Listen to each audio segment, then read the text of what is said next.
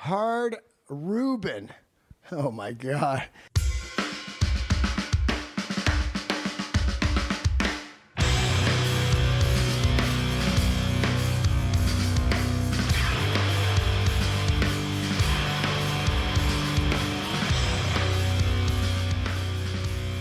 Hey everybody, welcome back to Hard Reuben's Force-Fed Cafe.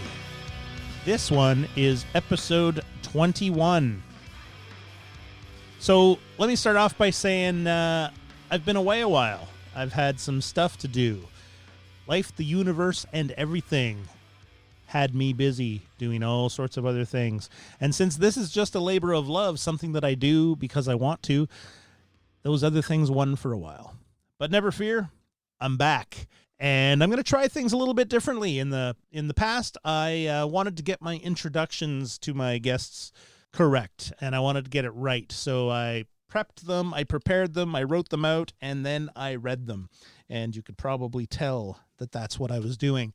I'm going to try and just do it because, you know what? I have conversations with these folks, and I just try and come at it from a point of curiosity. You know, you've noticed that I like to talk about specific things and particular things. I'm a big fan and keen on finding out what these amazing artists do in their days off to sometimes support themselves in their art, and sometimes just because, you know what, they got time off and want to spend it with their families. This episode, I am joined by Santeri Kallio from the monstrous band from Finland, Amorphis. These guys have been at the top of my playlist since 1990. That's 30 years.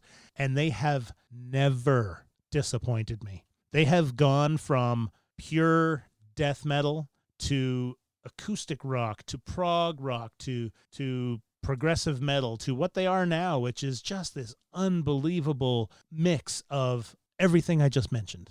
Every time these guys come to North America, I find a way to see them. And I will never stop doing that. And what we're going through now, right now with COVID-19, it sucks. It sucks for everybody. And, you know, it's cliche. We've heard it, but we're all in this together. We all need to stay safe. We need to keep our friends and our families safe. We need to be careful about what we're doing so we don't really fuck that up. And all of our favorite musicians and artists and restaurants and theaters, well, everything we love to do is on shutdown. And I'm hating it. I'm hating to see all the bands I love not out doing the only thing that they can do to make a living, and that's play live for people. It's not a secret that people don't make money off of records anymore. They don't make money off of album sales. The only way these folks make money is to actually leave their homes, be on the road, come to your town, play at your venue, and hope that you show up and pay your ticket price and buy a t-shirt, have a great time, and go home. It's not just the bands. It's the crew, the people who set these guys up so that they sound good and look good. These guys aren't working either. And you know what? It's not just guys. There's a lot of amazing women out there that are working on the road crews and playing in the bands. So forgive me. I don't mean to be leaving you out. This is an old conversation I had with Santeri Kallio. It happened in October when I went to see them play in Vancouver. It should have been out a long time ago. I apologize, but it's still a great chat nonetheless. Keep in mind, the shitty part about this is that he talks about festivals and tours and keeping busy through the summer of 2020. Obviously, all that's canceled. All of that sucks. But don't let that stop you from enjoying everything else he's got to say. Thanks for joining me. Enjoy the chat. Hello, I'm Santeri Kallio from Amorphis, and we are touring North America right now, and at the moment we are in Vancouver, Canada. We are in the venue on Granville Street in Vancouver, and it's looking to be a very fine show. I want to talk about your time with Amorphis, but let's talk about this current tour. So you're on tour with Anneke van Giesbergen. Yeah, and there's also the Delane from Netherlands. Yeah.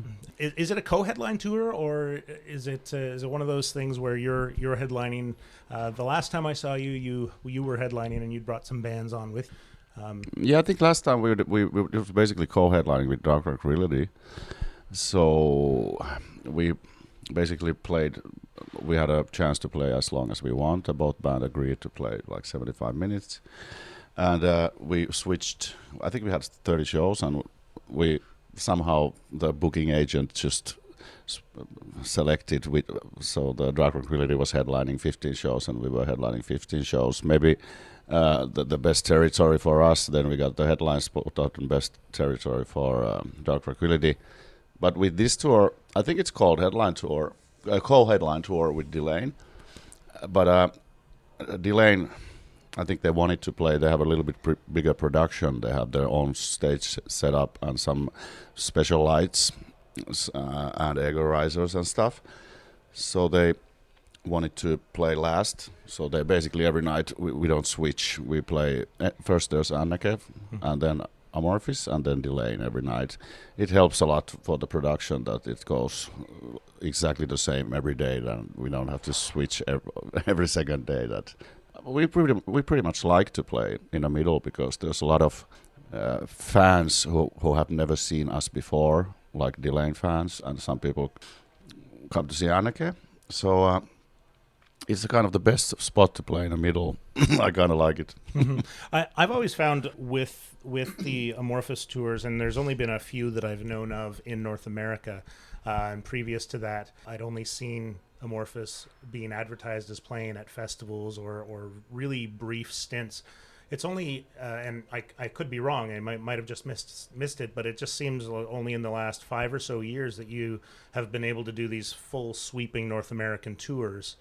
And it seems to me that you're putting together these bills where you're creating a really good buzz around not just yourselves playing, but the bands you're bringing, because it's bringing people from all kinds of different directions, a lot of different fan bases together. Well, it's kind of a must nowadays, you know.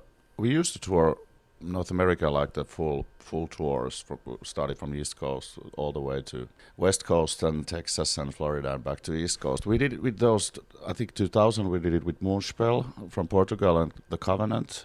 And then we did another one with Opeth.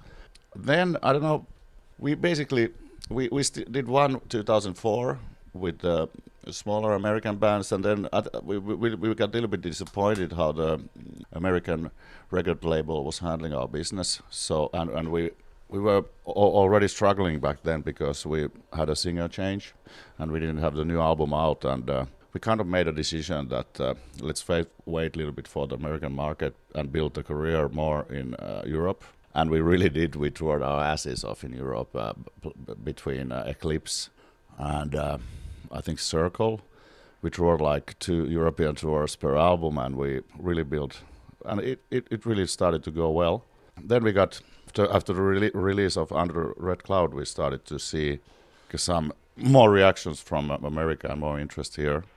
So we decided that now we're gonna come here more often and build a career here. And it's very hard market, you know. It's very expensive to come here with crew and bus and, you know, live here for 5-6 weeks or even more. So the package has to be good to pull crowds. The competition is hard. There's so many bands around, and everybody wants to play in America. So it's you have to build a good package to pull good crowds, and also to gain more fans, because the record industry is pretty much dead. You know, everything happens online, in social media, and in Spotify. There is no record sales anymore, so all the money you get is from the shows. So there must be good packages to pull good crowds, and that's what we're basically doing.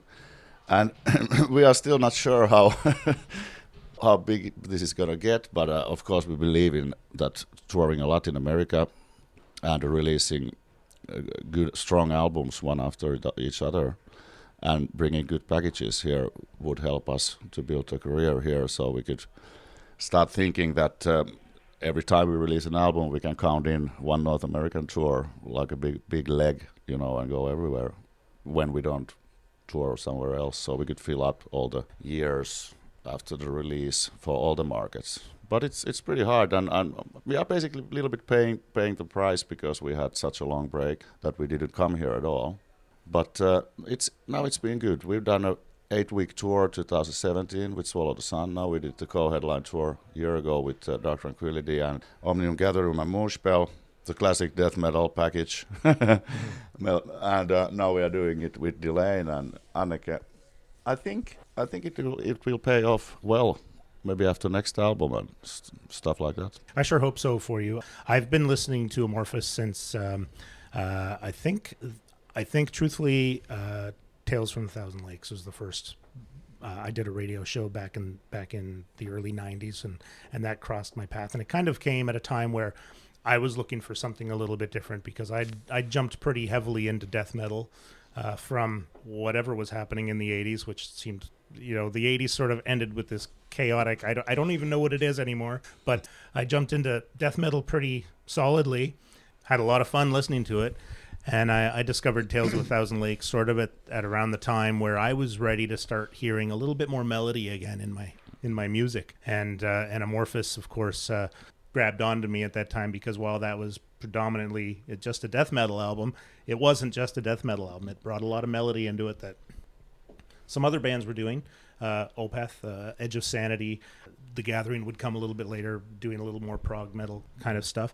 So it was the right time for the melody, and it was the right time for me, at least, to start hearing what was to come on Elegy. So is Elegy your first album, or did you... I came in with Tuonela. I know Elegy is a bit of a fan favorite. It's took things in a completely different direction. It's also, with some fans, a little bit of a sore spot, because where are those dirty vocals? We want we want Tommy on the mic again. But there was not a weak album, in my view, that came out of Amorphis. I've seen some reviews in the past when Tommy came on as the new vocalist. There were some people that were comparing the new sound to the old sound and started, I think, retroactively criticizing some of those later Far From the Sun and that sort of stuff, which I think is unkind. I thought that was a tremendous album. Nice to hear. In fact, Smithereens is in my head on a daily basis, without question. But having said that, there was a breath of fresh air when Tommy came in. Absolutely, and we had, it's hard to, we are not that big favorites of our couple of albums in between, but we also have to say we had a hell of a lot of fun doing it, and we had a chance to do whatever we want, and we were developing musicians, and the style started to change really drastically. So I totally understand that. In Pasi Koskinen era, when Tuonela came, and a lot of fans basically abandoned us, because it wasn't, even the change from Tales to Elegy was pretty drastic. But when we gave up with using the growling vocals as a sound in the music, so a lot of fans were crying for the more Tales kind of stuff. But that's not how it goes. The band has to please itself instead of fans, because if you start pleasing too much fans, it probably happens what you just told me, that everybody got fed up with the too commercial repeating heavy metal, glam rock, this too poppy kind of stuff, which was for everybody. I think it was the time when big record companies just were searching for certain kind of artists, and then when they found a similar artist like Bon Jovi, they just put it a little bit different color hair and made one good single out. But I would say also the fact when the Tales came out 94, 93, there was we have to give credit for the rise of the indie record labels, because they were a big part of that. Interesting bands got the album out, and not just got it out, but they actually got like a huge promotion, and really like a street team action, and a lot of events where they can go to play. Nuclear Blast in Europe, Relapse in America. They made a tremendous job for Amorphis, with Tales and Elegy. They really put in effort. In every record store there was posters. Windows were full of Amorphis posters, and the same happened in Europe. So they had good connection between America and Europe, and also probably some Asian countries like Japan and stuff. And also in Finland there was Spine Farm, who eventually founded Sonata Arctica, Children of Bodom, Nightwish, So there was a lot of indie labels, and unfortunately what I see today, they're a little bit disappearing again, because all the majors bought them like 10 years ago, and now everything's digitalized. But I have to say, for your question also, that when Tommy came to the band, we had kind of a crisis, of course, because Pasi Koskinen left, and we weren't quite happy how the working methods were, you know, especially like everything was done like a little bit mediocre, even though we composed the songs like with full passion.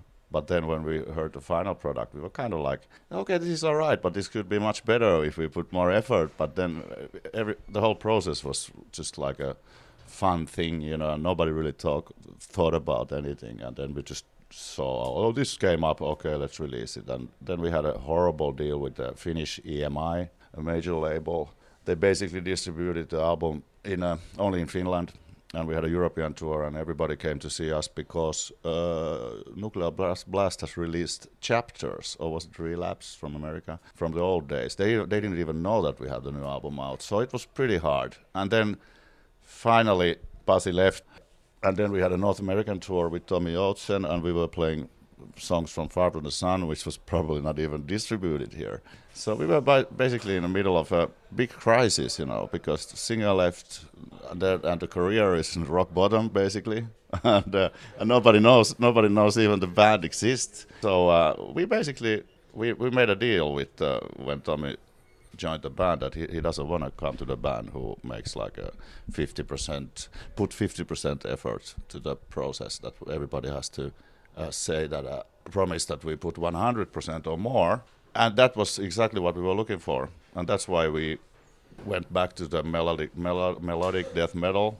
Actually, the songs were already pretty melodic death metalish, but before we found Tommy, but then we knew that now we can start using a lot of elements, you know, like melodic keyboard parts with guitars and strong atmospheres instead of some psychedelic riffing stuff what happened in Amer Universum and Far From the Sun, which was fun, of course. And we put back the growling vocals because Tommy Oatsen said he was a huge fan of Amorphis at the time of Karelian Isthmus and Tales from the Thousand Lakes. Mm-hmm. So basically in the first tours what we did with him, even though we had Far From the Sun songs out, we started to play Karelian Isthmus songs and of course some Tales songs. But we also went all the way back to the first album, like Sign from the North Side and Grail's Mysteries, and I think we did Exile also. And that also gave us more, we were more confident to put more aggressive songs out, you know, like Perkele in Eclipse. It probably has something to do that we, like a year and a half before, we had started to play Karelian songs and stuff. So we were more self-confident to change again the music very drastically, because it wasn't that nice experience to change it so drastically towards Far From the Sun, because there's a lot of fans who are like, "What? This is not the band I used to like." And if you compare Tales from the Thousand Lakes and let's say Far From the Sun, and you play it to somebody who doesn't know, he probably thinks, so she thinks that they are two separate bands. They don't sound alike. Well, we just thought like, fuck, our strengths are in melodic guitar, keyboard, collaboration, and with the strong melodies and huge vocal varieties. And that's why we probably kept the style pretty same. Like it wasn't intentionally, but it's just everybody just felt it right, and we had to develop it a little bit after Eclipse and Silent Warriors. And I think Skyforger is the peak of that era of Amorphis, of the style, you know, because the album is, I think it's like a pretty much perfect album for that kind of style. I would agree with that. Yeah. And since then we just we have been developing as a musicians, as a band, and also because of the enormous amount of touring, like enormous, and also the success, especially in Finland and in Europe with those albums, our musicianship started to develop like.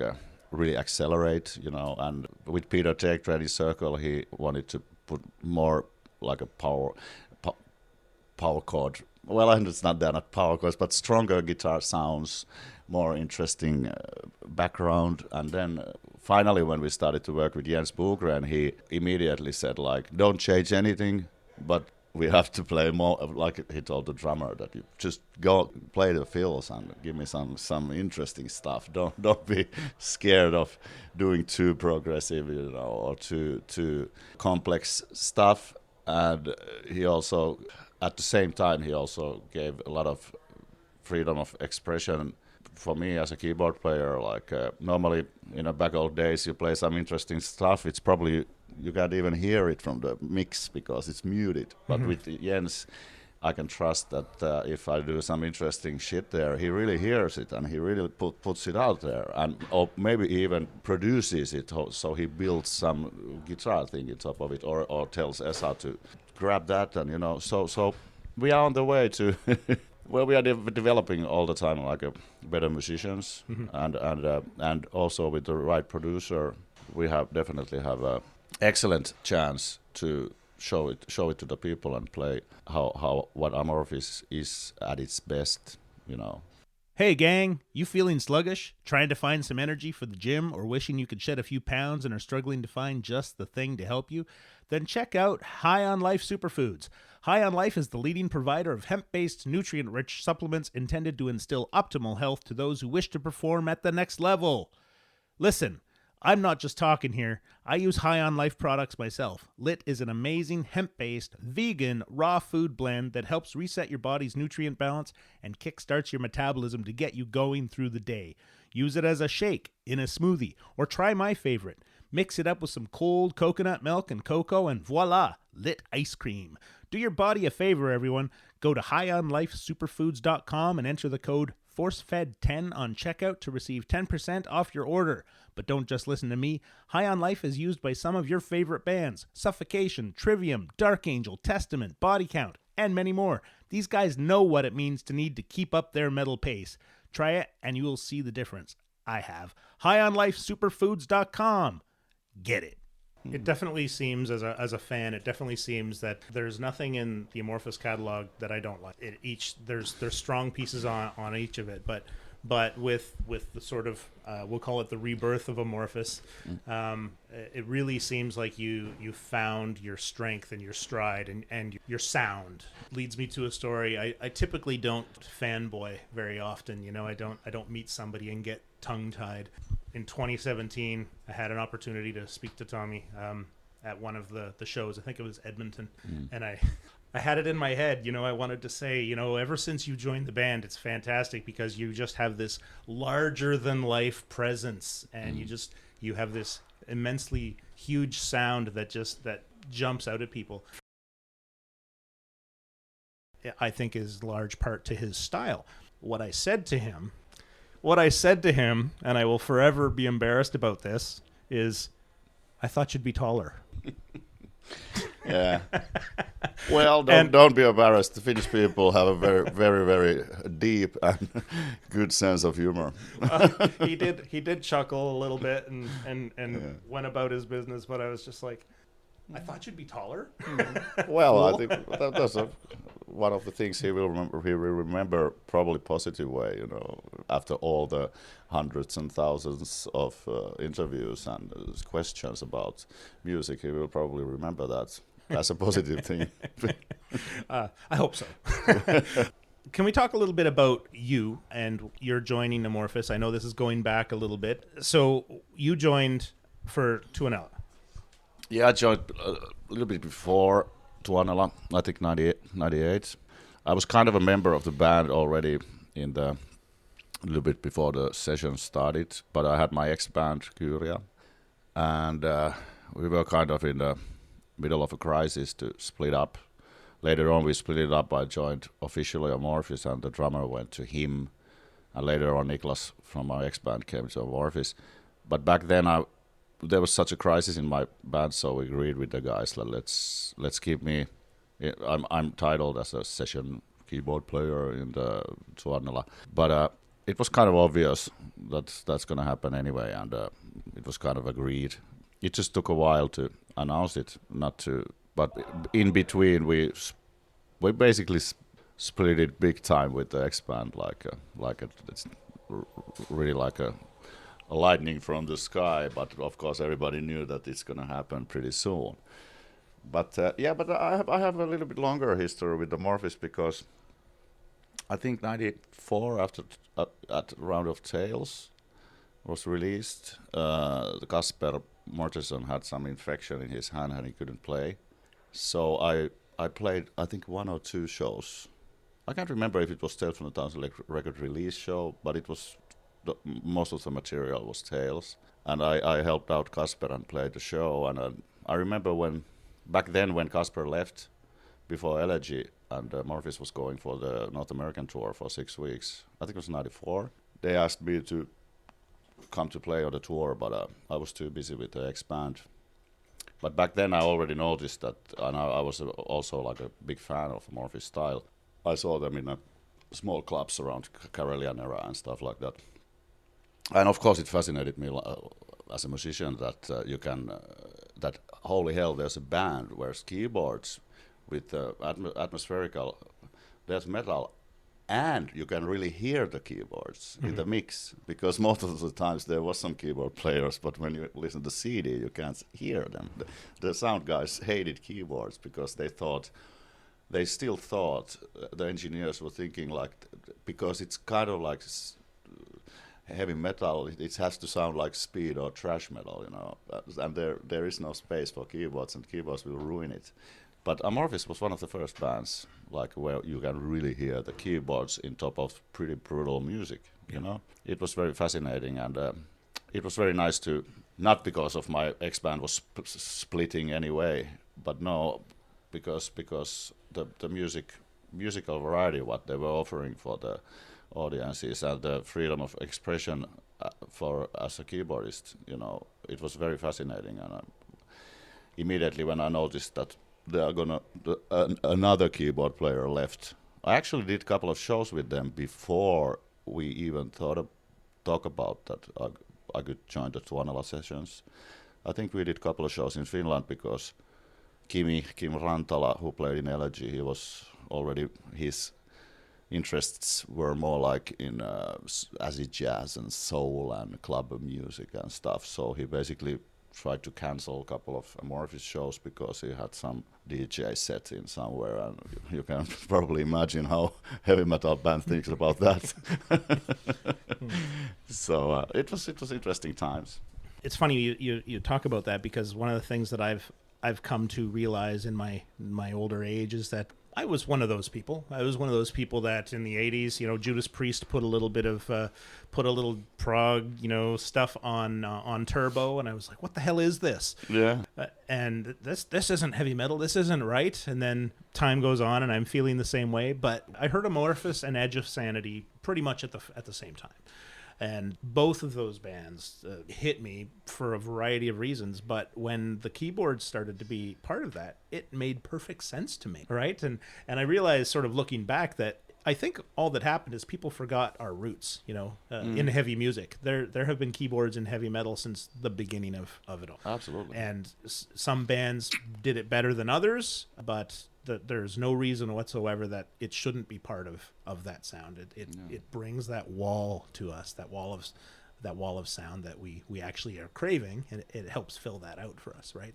Going back to you, before we started talking on tape, we were talking a little bit about one of the things that I like to get to is what do bands do, or what do artists do when they're not touring or when they're not making music? What do you do in your downtime? Is Amorphis, I think I know the answer to this, but is Amorphis a band that this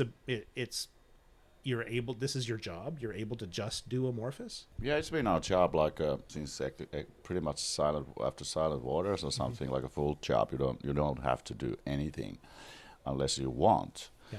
And there was times when some guys wanted to do something more, just maybe to get more money or to get something to do, or maybe there was too much free time. I used to have a record studio, so I was making demos for bands or EPs and a couple of bigger productions, maybe Chaos Breed, Esas and Opus, old school death metal band made an album, and Carcass from Jeff, his solo album was made in our studio. But to be honest, when the touring started to accelerate, and every weekend is off, from the studio. Normally the bands who make the demos or the couple of songs here and there, they are actually working. So they only time when they can come to the studio is in the weekends, and you are always off the weekends. So I got fed of it, and to be honest, it was just for a hobby. I still do some studio work, and mainly like a production. I produce some bands to help them to make the sound better and a little bit recording, but it's always the weekend issue. But to the answer to your question, I think there was times when some guys tried to work and tour, but when you get families, get kids and stuff, you don't want to be 7 days off a week somewhere, and you. Of course, Finland is a pretty expensive country. The money is always welcome, but it's not that important if you make a little bit more money, but your week starts to go like Monday to Friday, Monday to Thursday you are working in an office, and then Friday to Sunday you are going to go to the shows, and it doesn't make any sense, But I think still sometimes when we have a break, for example, me. I might do some live engineering stuff, to go do sound for the bands or record something if somebody wants to go to the bigger studio and they need a record engineer outside of studio and stuff like that. And but mostly, I think we've been working so hard for next year will be 30th anniversary, and it's pretty easy living, we can live with this.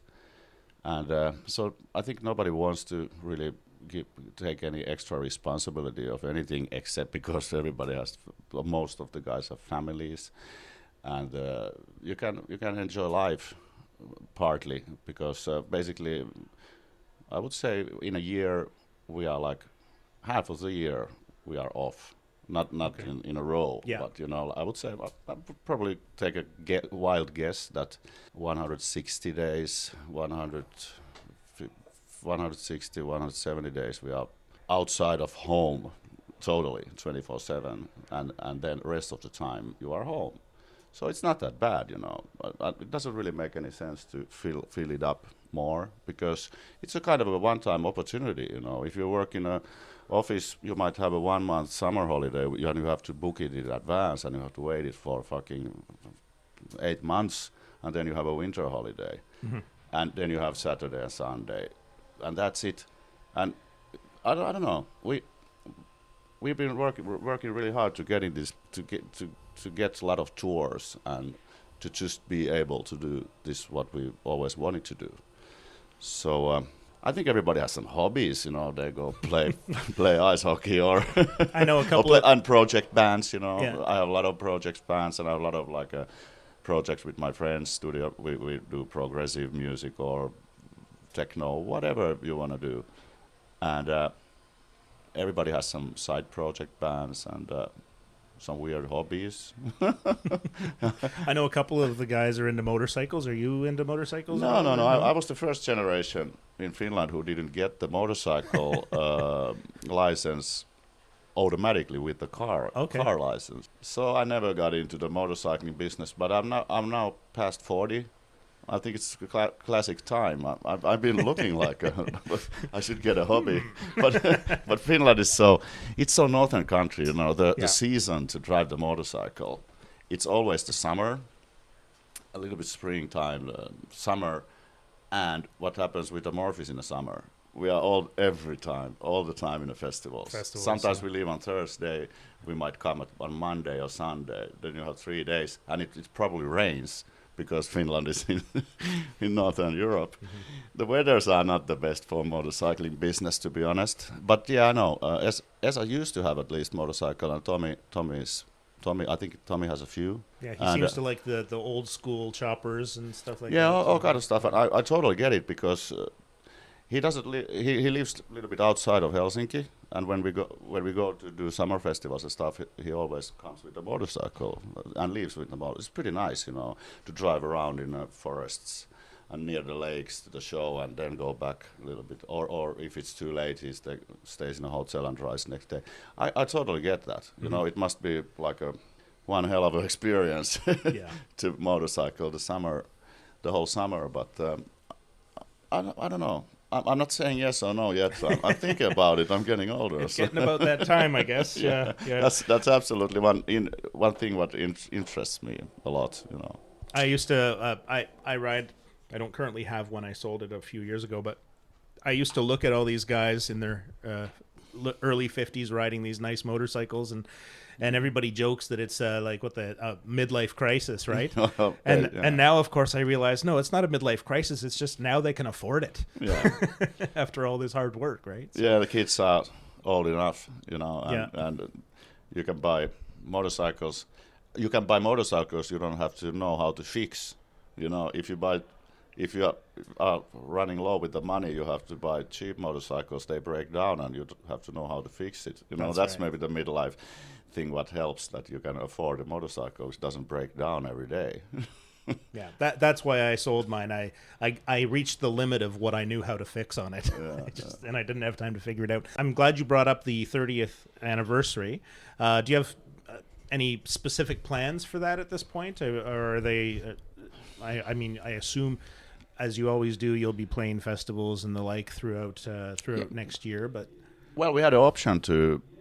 We're basically finishing Queen of Time tours with the European tour with Dimmu Borgir next January.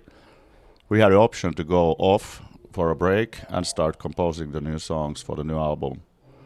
But then we were thinking, like, it's such a rare occasion that a band turns 30. And even though we should have a break and go to the studio, we decided to extend a little bit the touring schedule. Not the Queen of Time tours. We're gonna wrap off after Dimmu tour in February, but we decided that we have to celebrate the 30th thing and create some special set from throughout the career. We still don't know what we're gonna do, but we're gonna do something interesting and to please the fans, especially, you know, to create some sort of overall picture what Amorphis is about. Time will tell what it will be, but so far I've seen we're gonna do like the next summer is pretty much booked. There's like it's gonna be filled with festivals, and also we're gonna do a couple of special shows in Helsinki, or in Finland. Yeah, a couple of shows in Finland, then full festival summer to celebrate the 30-year-old Amorphis, and there has been a little bit couple of ideas if we could bring the anniversary tour also to the North America. We have to see. We haven't still said yes or no because we are now here on tour. It's pretty always exhausting to think about when you are on tour and you get another tour to the same place. that's right. Like what happened with last time. But we love touring America. This is like a holiday meets passion. Well, I'm excited that you guys tour here quite extensively and regularly, and before it was just such a lack of Canadian dates for me, and now you're doing these full Canadian tours as well, and I'm super excited about that because I'm a huge Amorphis fan, and I'm super excited that it's been 30 years.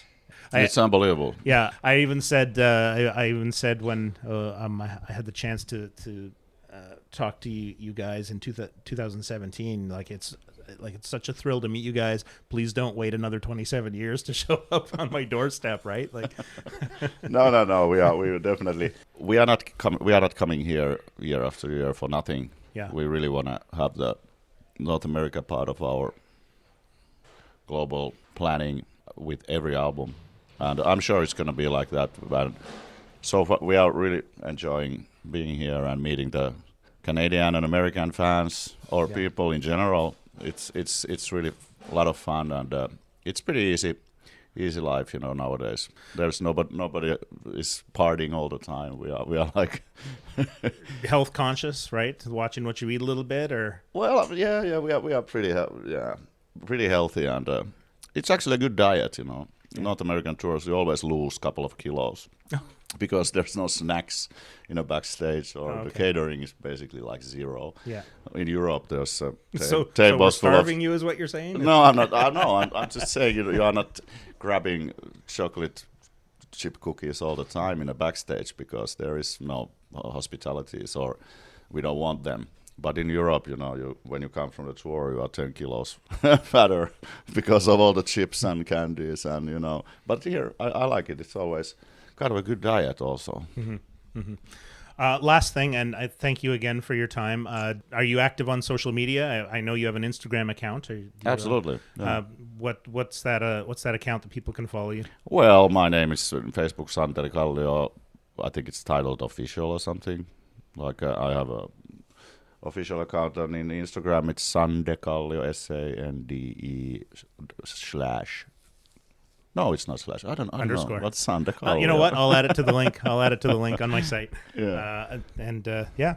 So thanks very much. I Thank super you. appreciate it, and I'm really excited to see you guys play tonight. Nice. Enjoy the concert. It will be a blast. Yeah, it sure will. I know. Thank you. Thank you.